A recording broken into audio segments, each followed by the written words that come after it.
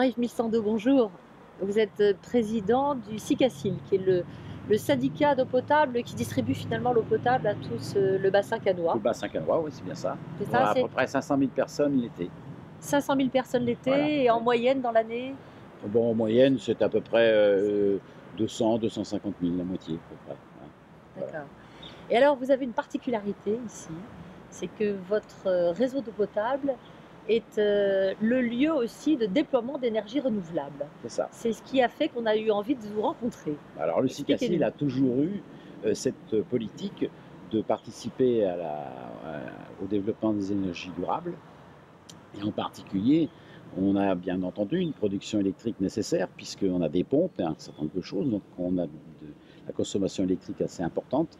Donc le but, c'est essayer effectivement de produire cette électricité directement sur nos réseaux, sachant que les Alpes-Maritimes, chacun sait, nous sommes en bout de réseau, nous avons des difficultés d'électricité.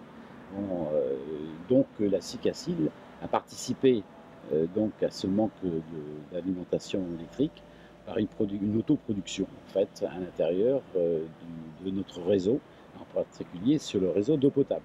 Alors, c'est du photovoltaïque et Alors des microcentrales voilà, il y a eu hydroélectriques. deux choses. Comment est venue l'idée d'utiliser, vous dites qu'il y avait finalement un manque et une vraie problématique de production d'énergie sur la région. Comment est venue cette idée déjà? Ben, cette idée, c'est que vraiment le SICACIL, en particulier les anciens, qui étaient le maire de Cannes, qui était ancien président, a eu le souci de développer tout ce qui était développement de l'énergie durable. Alors donc l'idée, ça a donc été dans deux choses. C'est premièrement, c'est sur tous nos sites de mettre du photovoltaïque, mais ça représente à peu près 400 mégawatts par an, en ce qui concerne le et également de mettre des microcentrales. À chaque fois que nous avions de la pression d'eau, je vous expliquerai un petit peu plus facilement tout à l'heure, c'est donc de mettre des microcentrales, des turbines, pour produire de l'électricité.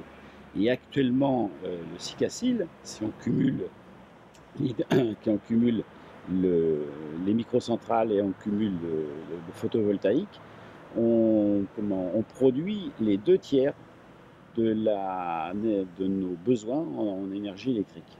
À peu près, alors pour vous donner une idée, c'est 400 mégawatts en ce qui concerne les panneaux photovoltaïques et 3400 watts concernant les microcentrales. Alors, comment fonctionnent ces microcentrales?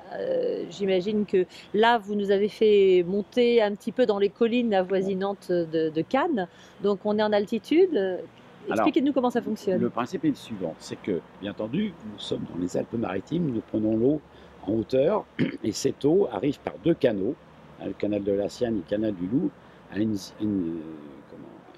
à une usine de traitement d'eau, qui est un Artacier, et à partir de cette usine, l'eau potable qui est traitée est bien entendu desservie. Et alors, pour être desservie, il y a un certain nombre de réservoirs qui sont en cascade, qui sont alimentés par cette eau.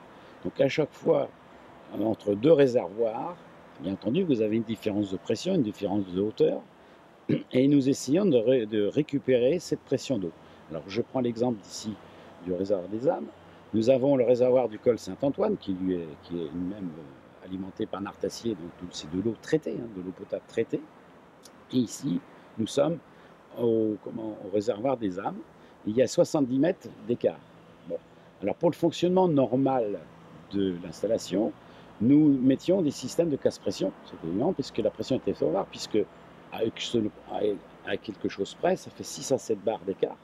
Il y avait trop de pression. Il y avait trop de pression. Donc il y avait un système Voilà. qui ralentissait. Il y la avait un pression. système de casse-pression, parce que sinon, ce n'était pas possible que nous puissions desservir un lot à une telle pression. Donc l'idée était de dire, au lieu de mettre ce casse-pression, de se transformer, de mettre à la place de ce casse-pression, de mettre une turbine, tout simplement. Alors la difficulté qu'il y a eu, c'était de trouver des turbines qui étaient compatibles avec l'eau potable, puisqu'elle est sur l'eau potable. Donc ça a été agréé, on a trouvé le système, alors ça bien entendu qu'à base d'inox, etc., même qui a été agréé pour tout ce qui est bien entendu pour de l'eau potable au point de vue hygiène, donc il n'y a aucun problème. Et en fait, ça permet tout simplement de récupérer cette différence de pression et qui permettent de turbiner et donc de produire de l'électricité. Alors c'est bien entendu, on ne peut pas la stocker, Donc cette électricité est renvoyée sur le réseau EDF, si vous voulez, qui nous achète, en fait, c'est l'EDF qui nous achète l'électricité, et après, bien entendu, c'est reparti. Mais globalement, au point de vue énergétique, nous, en fait, entre ce que nous vendons et ce que nous consommons, ben, les 2 tiers en fait, de l'énergie a été produite par le Sicassil lui-même.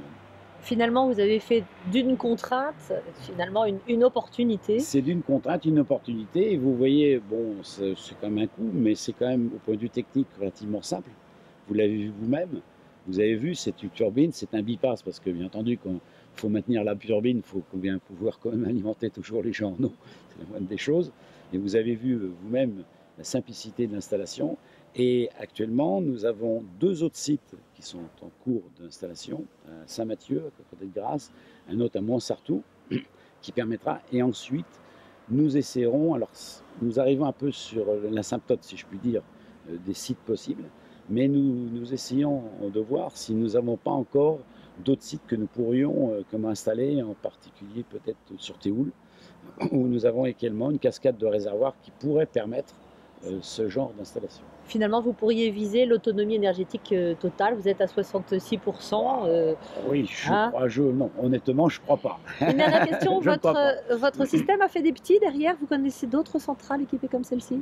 Bon, il y a peut-être Station d'autres gens, d'épuration. il y a peut-être d'autres gens qui ont eu cette idée en France, en ce qui nous concerne, en tout cas dans la région, en tout cas, nous sommes, à mon avis, pratiquement les seuls à avoir ce genre d'installation. Monsieur Milsando, la solution paraît très pertinente. Économiquement, elle est viable aussi? Elle est effectivement viable, puisque le temps de retour de telles installations est environ 15 ans. Alors, sachant bien entendu que nous avons eu des aides et des subventions, donc en ce qui nous concerne, le temps de retour réel est de 7 ans, donc c'est quand même très intéressant quand même. Mais même 15 ans, disons pour les collectivités, je pense que ça vaut le coup de faire cet effort, sachant que la contrainte essentielle, non seulement économique, mais il y a une contrainte technique. Parce qu'effectivement, il faut avoir des réservoirs en cascade, dont les différences de niveau soient à peu près de 6 bars, c'est-à-dire 60-70 mètres. Alors nous, dans les Alpes-Maritimes, on en a dit que nous sommes toujours dans les Alpes, c'est-à-dire que nous avons le droit d'avoir des collines et des chutes. C'est très intéressant pour faire ça. Ceci étant dit, on ne peut sans doute pas faire ce genre d'installation partout. Bon, donc, économiquement, effectivement, il faut avoir disons, la volonté de le faire, hein, premièrement. Bon, c'est intéressant, mais deuxièmement, la deuxième chose, c'est qu'il faut pouvoir techniquement le mettre en place. Merci. Alors, on va la visiter, cette Merci. micro-centrale électrique.